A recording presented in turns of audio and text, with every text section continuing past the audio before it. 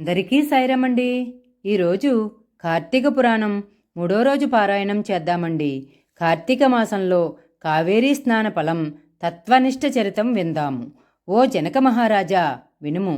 కార్తీక మాసంలో స్నానం, దానం, జపం మొదలైన పుణ్య కార్యక్రమాలలో ఏదైనా గాని కొద్దిగా చేసినా కూడా ఆ కొద్దిగానే అనంతమైన ఫలితాన్ని ఇస్తుంది. స్త్రీలు కానీ పురుషులు కానీ ఈ అస్థిరమైన శరీరాన్ని నమ్ముకుని శరీర కష్టానికి భయపడి కార్తీక వ్రతాన్ని చేయకుండా ఉంటారో 100 మార్లు కుక్కగా పుడతారు.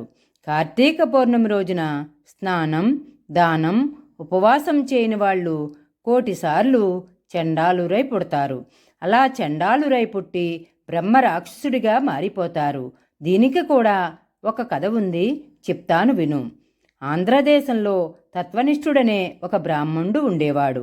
అతడు సమస్త శాస్త్రాలను చదివి ఇంద్రియాలను జయించినవాడై దయతో ఉండేవాడు.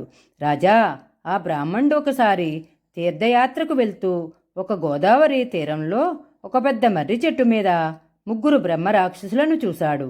ఆ బ్రహ్మరాక్షసులకు తల వెంట్రుకలు పైకి నెక్కబొడిచి ఉన్నాయి. నోరు వికటంగా, శరీరం నల్లగా ఉంది. పొట్ట కృశించి ఉంది. కళ్ళు, గడ్డం, ముఖం ఎర్రగా ఉన్నాయి. దంతాలు పొడుగ్గా ఉన్నాయి. చేతిలో కత్తులు, పుర్రెలు పట్టుకుని భయంకరంగా ఉన్నారు.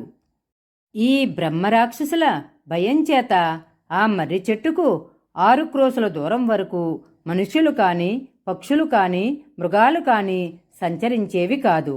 ఆ చెట్టు సమీపంలో పర్వతాల్లాంటి శరీరం కలిగిన ఆ బ్రహ్మరాక్షసులు ప్రతిరోజు పశుపక్షాదులు, మృగాలు మొదలైన జంతువులు కూడా భయపడే విధంగా భయంకర శబ్దాలు చేస్తూ ఉండేవారు. అనేక కార్తీక వ్రతాలు ఆచరించిన ఈ తత్వనిష్ఠుడు దైవానుగ్రహంతో ఆ దారిలో వెళ్తూ మర్రి చెట్టు మీద ఉన్న ఈ 3 బ్రహ్మరాక్షసులను చూశాడు. ఈ తత్వనిష్ఠుడు ఆ రాక్షసులను చూసిన వెంటనే భయపడిపోయి దేవుణ్ణి స్మరించుకుంటూ, ఓ దేవుడా, నన్ను రక్షించు, లోకేశ, నారాయణ, అవ్యయ, నా మొర ఆలకించు, నా భయాన్ని పోగొట్టు, నాకు నువ్వే దిక్కు, నువ్వు తప్ప నన్ను రక్షించేవాళ్లు ఎవరూ లేరు అని దేవుడికి మొరపెట్టుకుంటూ భయంతో పరుగుపెట్టాడు.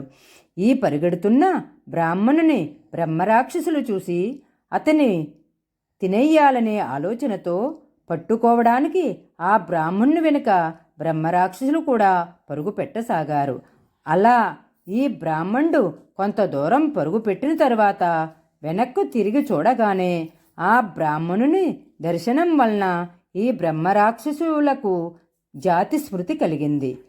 ఇంకా వశిష్ఠుల వారిలా చెప్తున్నారు, ఓ రాజా, ఆ బ్రహ్మరాక్షసులు బ్రాహ్మణుని ముందు సాష్టాంగ దండ ప్రణామములు ఆచరించి నమస్కరించి అతనితో ఇలా అంటున్నారు, ఓ బ్రాహ్మణోత్తమా, మీ దర్శనం వలన మా పాపాలు పోయినవి.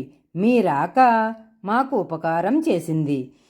మహాత్ములు జీవించుట, తీర్థయాత్రలు చేయుట లోకాన్ని ఉద్ధరించటానికి, ఉపకారం చేయటానికే కదా అని అన్నారు.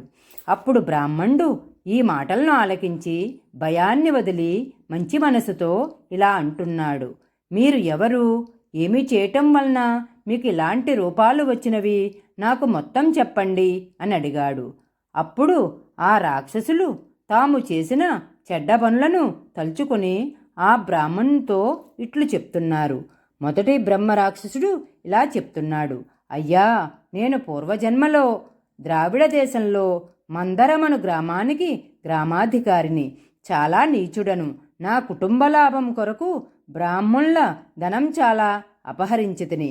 బంధువులకు కానీ బ్రాహ్మణులకు కానీ ఎప్పుడూ ఒకరోజు కూడా భోజనం పెట్టలేదు. బ్రాహ్మణుల సొమ్ము స్నేహం చేత తీసుకుంటే 7 తరముల కుటుంబం నశిస్తుంది.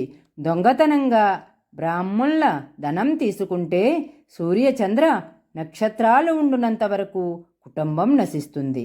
నేను ఇలాంటి పాపపు పనులు చేయటం వలన ఈ భూమి మీద బ్రహ్మరాక్షసుడినై పుట్టాను. ఓ బ్రాహ్మణోత్తమా, ఈ దోషాలు పోయే ఉపాయం చెప్పు అని వేడుకున్నాడు. ఇక 2వ బ్రహ్మరాక్షసుడు ఇలా చెప్తున్నాడు, అయ్యా, నాది ఆంధ్రదేశము. నేను రోజు తల్లిదండ్రులను తిడుతూ కొడుతూ ఉండేవాణ్ణి. నా భార్యాపిల్లలకు సడ్రసోపేతమైన భోజనం పెట్టి నా తల్లిదండ్రులకు మాత్రం చద్ది అన్నం పెట్టేవాడిని. బయట వాళ్ళెవరికీ కూడా ఎప్పుడూ భోజనం పెట్టి ఎరుగను.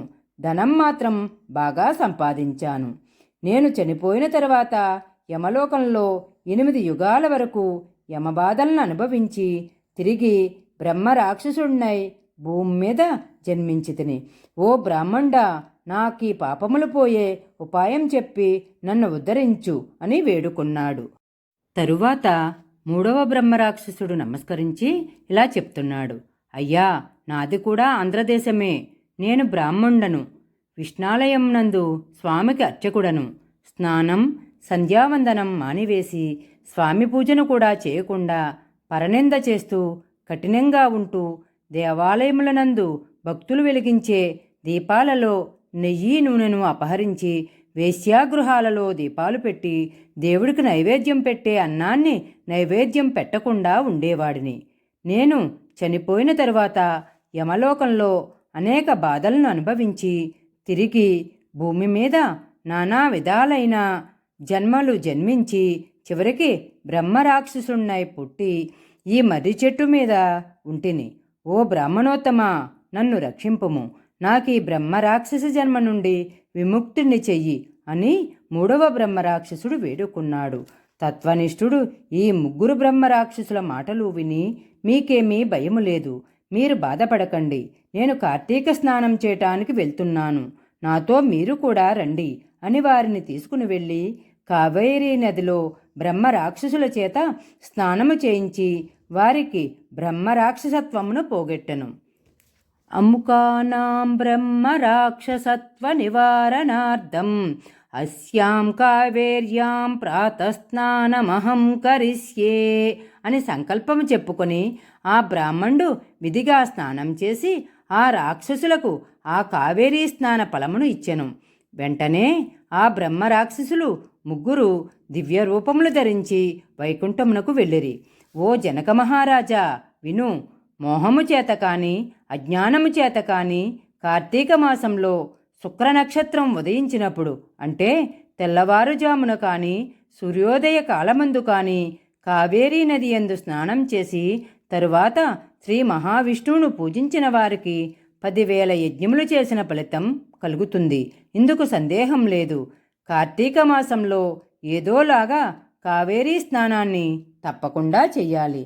కార్తీక మాసంలో దామోదర ప్రీతిగా ప్రాతస్నానం చేయనివాడు 10 జన్మలలో చండాలుడిగా పుట్టి తరువాత ఊరపుందిగా పుట్టును. కాబట్టి స్త్రీ కానీ పురుషుడు కానీ కార్తీక మాసంలో ప్రాతస్నానం తప్పకుండా చెయ్యాలి. ఇది 3వ అధ్యాయము సమాప్తము. జై సాయిరాం.